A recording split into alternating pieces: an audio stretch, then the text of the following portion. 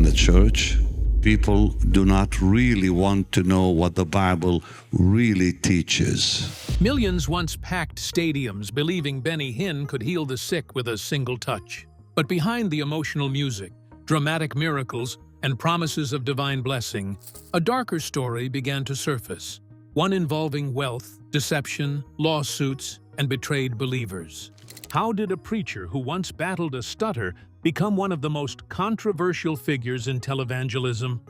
From a nephew turned whistleblower to an empire funded by desperate followers, this is the story of faith, fame, and the painful questions left behind when miracles meet money. The rise of Benny Hinn.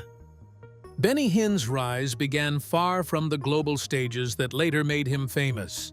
He was born in Jaffa, Israel, and raised in a Greek Orthodox household. As a child, he struggled with a severe stutter, something that made him feel isolated and shaped the story he would later tell about personal transformation. In 1968, his family moved to Toronto, Canada, where Benny faced a new culture, a new language, and even deeper challenges. His life changed in 1972, when he said he experienced a born-again conversion at a religious gathering. This moment pulled him away from traditional faith and into the world of charismatic Christianity, where emotional worship, speaking in tongues, and dramatic spiritual experiences were common. Benny later claimed his stutter disappeared during this awakening, a miracle that became central to his identity. Inspired by faith healer Catherine Kuhlman, Benny began adopting a theatrical style of ministry built around emotion, healing, and the idea of spiritual power. He started with small prayer groups, but his message quickly grew. By the mid-1970s, Benny was preaching about the anointing, a divine force he said could bring miracles. It became the foundation of his ministry and the beginning of his rise as one of televangelism's most controversial figures. His personal life got sort of mixed in with his ministry, like when he married Suzanne Harthorne in 1979, she was the daughter of a pastor, raised in a very prominent evangelical family. Suzanne's story seemed to bring stability, and also those familiar kinds of connections as Benny's outreach started expanding. Together, they had 4 children, and they often presented a picture of a devout, faithful home, which matched the way Benny was seen in public. Still, behind the curtains, controversies and little contradictions began to simmer, a slow kind of pressure. By 1983, Benny moved his ministry to Orlando, and he founded the Orlando Christian Center. The whole thing grew fast. Instead of the more traditional church gathering setup, Benny's services leaned toward theatrical spectacles, with him placed as the channel for healing, basically God's conduit. At first, his events climbed from auditoriums into stadiums, pulling in thousands and making his celebrity feel even bigger, like the whole faith healer angle was getting louder. Accounts of miraculous cures multiplied too, from mild, almost barely noticeable improvements to dramatic recoveries, the kind where someone walked out of a wheelchair or had chronic illness suddenly disappear. Though praised by his followers, Benny's rise sort of raised skepticism, plus a fair amount of criticism. In 1987, a lawsuit came up, alleging negligence after an attendee was hurt and later died during one of his crusades. Basically, it drew attention to the hidden hazards that might sit behind all the showmanship. The case wrapped up quietly, but it left this clear aftertaste. Like the disputes around Benny's methods were only getting bigger. Even so, his reach kept widening, especially once he leaned into television, where he reached national audiences and basically set the groundwork for his wider global ministry. By the late 1980s, Benny had gotten deep into televangelism. He observed how people like Jimmy Swaggart and the Backers succeeded, and also where they ran into trouble. He was inspired by their money and their visibility, and he wanted a comparable breakthrough. In 1990, he rolled out This Is Your Day, a television program with highlights from his crusades, pushing his message. That mix of spiritual drama and media knowingness helped lift Benny into the top tiers of religious broadcasting. The dazzling growth of Benny Hinn's ministry soon intersected with questions about the cost and reality of the miracles he promised. The miracles were just the surface of a much more complex and troubling story waiting to be uncovered. The ministry empire and lavish lifestyle. Behind the scenes of Benny Hinn's faith-healing crusades lay a sprawling ministry fueled by millions of dollars in tax-exempt donations. Benny built a financial empire that included a private jet with a personal chef, multiple luxury homes, and a $12 million beachfront mansion in California, staffed to maintain an impeccable lifestyle. While listeners sent money in hopes of miracles, Benny credited his wealth to divine favor rather than donations. Yet the fortune was undeniable and conspicuously lavish. Donors were invited into Benny's ministry not as mere followers but as partners, a term designed to deepen their bond and commitment. He championed the prosperity gospel, preaching that giving seed money would result in personal financial blessings. This message resonated widely and generated vast sums, much of which supported Benny's extravagant living rather than the needs of those seeking healing. His private jet, named Dove One, symbolized this blend of wealth and ministry ambition. Requests for donations often included promises linking finances directly to miracles or divine favor. Benny publicly sought thousands of partners to fund his jet purchase, offering inscrutable spiritual benefits in return. Posters soliciting contributions appeared even in poor communities and cancer clinics, demonstrating the wide reach of his fundraising. Still, no proof was ever shown that donor names were inscribed inside the jet's prayer cabin, raising questions about the sincerity of such promises. As Benny's influence grew, so did the scrutiny. Like everywhere, people started looking a bit closer. Behind the luxurious facade, critics questioned how much of the ministry's resources were actually doing something for the vulnerable. The lavish lifestyle fed skepticism about how real the faith lessons were, the ones delivered from the pulpit. Still, Benny kept a tight, careful hold on the public image, and it seemed to keep his grip on millions worldwide, the same ones who believed in the miracles he preached. But even with all the controversies mounting, Benny's ministry sort of endured and stretched into new territories. His televised programs went out across Europe, Africa, Asia, and Latin America, pulling in millions of viewers with scenes of dramatic healing and renewed faith. The mix of spectacle and that personal vibe helped build a powerful religious brand, even if many folks argued with it or questioned it under their breath. The extravagance hit a high point, with multiple luxury properties and a fleet of vehicles, lots of them marketed as divine blessings. To insiders and even some family members, that kind of wealth clashed with the humble spirituality being proclaimed on stage, which made the whole thing feel off. The disconnect between what was preached and what was practiced just sat there quietly, but it was still loud enough. That tension started planting doubts that would only get worse as time went on. Even while Benny held on to an image of spiritual authority, whispers about manipulation and performance began to surface, gradually at first, then more openly. The combination of theatrical crusades and opulent living made for a complicated portrait of a man who kind of blurred the edges between faith, fame, and fortune. And then questions about the real nature of his miracles, plus how the finances actually worked, got so loud it was no longer something people could pretend not to hear. All the while, the ministry's persistent growth masked an internal narrative of control and excess that would soon be exposed, not just by outsiders, but from within his own family. Questions behind the miracles. Faith healing is often presented as a sacred mystery, But Benny Hinn's crusades raised serious questions about what was really happening behind the miracles. Over the years, investigations suggested that the emotional spectacle seen on stage did not always match reality. A 2001 HBO documentary, A Question of Miracles, followed people who claimed they had been healed through Benny's ministry, but none of the healings could be medically verified. Further investigations, including reports by CBC News, revealed that Benny's events were carefully controlled.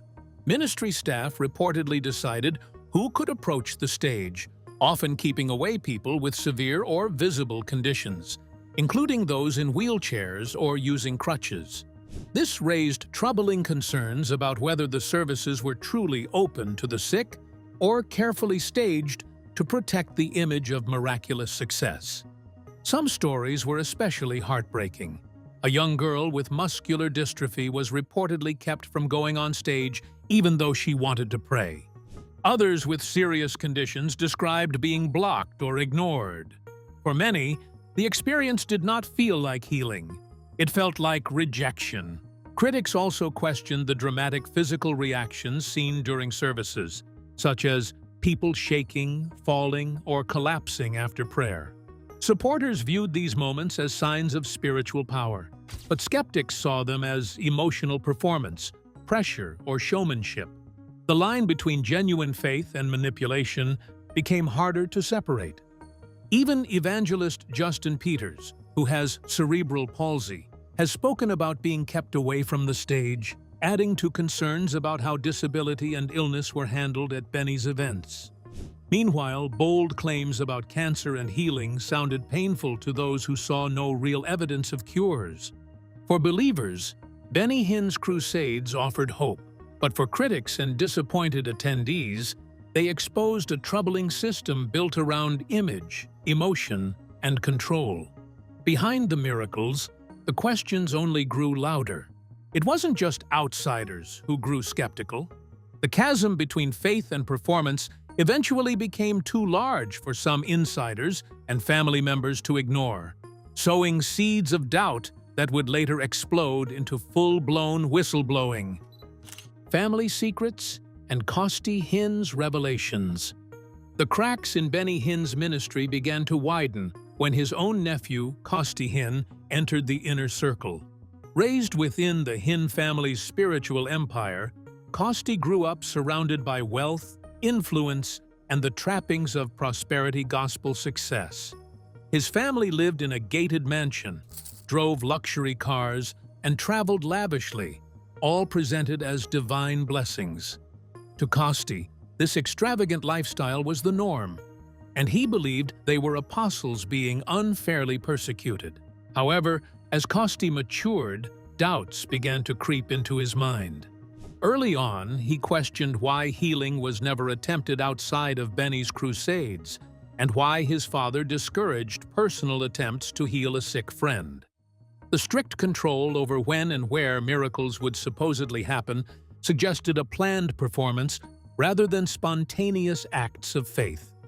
Costi's increasing awareness that sick or disabled individuals were often purposely prevented from reaching the stage further unsettled him. Benny's ministry discouraged questions, teaching that any failure to heal was the fault of the sick person's lack of faith. When Costi challenged contradictory prophecies, he was told not to put God in a box. The message was clear. Success and prosperity were proof of divine favor. This belief system ensured loyalty, but also suppressed critical inquiry within the family and ministry. Following tradition, young men in the family were expected to work for Benny for a year before they could keep going with their education. Costi joined the ministry as a personal assistant and catcher, meaning the person who physically caught people falling backward after they were slain in the spirit. He said that year felt sort of surreal, like it was all luxury and excess with no regard for the price. Expensive hotel suites, private jets, and extravagant tours surrounded him, and it all seemed to hammer home the same point that faith, when it worked, supposedly became wealth. Slowly, Costi's conscience started pushing back against the manipulation and the false teachings he kept seeing. After leaving the ministry, he studied the Bible closely with his fiancée, and he realized just how thoroughly the prosperity gospel had spoiled core Christian ideas. He began to view the ministry not as a humble servant of faith, but more like a contraption, built on greed and exploitation. That realization is what powered his break from the family business, and it also gave him the push to speak publicly. In 2017, Costi openly rejected Benny's prosperity gospel teachings and more or less exposed the deception that was sitting inside the ministry. Then, in 2019, his book went over his own experiences, regrets, and the ethical objections he had to the whole system they had built together. Costi described the theology like a magic genie approach to God, like it was really turning faith into a transactional formula instead of a living rapport rooted in grace and truth. His testimony offered this rare insider's glimpse into how far the family's priorities had drifted from the public story they kept telling. That kind of family rebellion, honestly, shook the ministry's image even more, and it became another strong voice feeding the growing skepticism. Costi's revelations highlighted the personal price of the empire's manipulations and left these long shadows across Benny's legacy. Still, even after that rupture, Benny's public persona mostly held, and his influence kept going in a lot of circles as well. As the fallout from family disclosures reverberated, external controversies and scandals piled up, threatening to unravel Benny Hinn's once formidable standing in the religious world. Scandals and public backlash. Benny Hinn's ministry faced growing public backlash as accusations of scandal, manipulation, and misconduct followed him for decades. One of the earliest warning signs came in 1987, when a lawsuit was filed after an attendee was injured during one of his healing services and later died. Though the case was settled out of court, it raised serious questions about safety, responsibility, and the dangers behind his dramatic crusades. Over time, the controversies became more personal. In 2010, Benny's wife, Suzanne, filed for divorce after more than 30 years of marriage, shocking followers who saw them as a model Christian couple.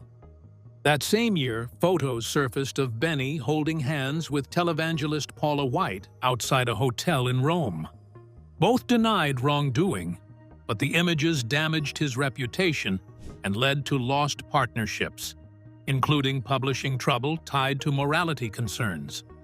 Benny defended the Rome trip as ministry-related, claiming it involved fundraising connected to the Vatican's arts patronage.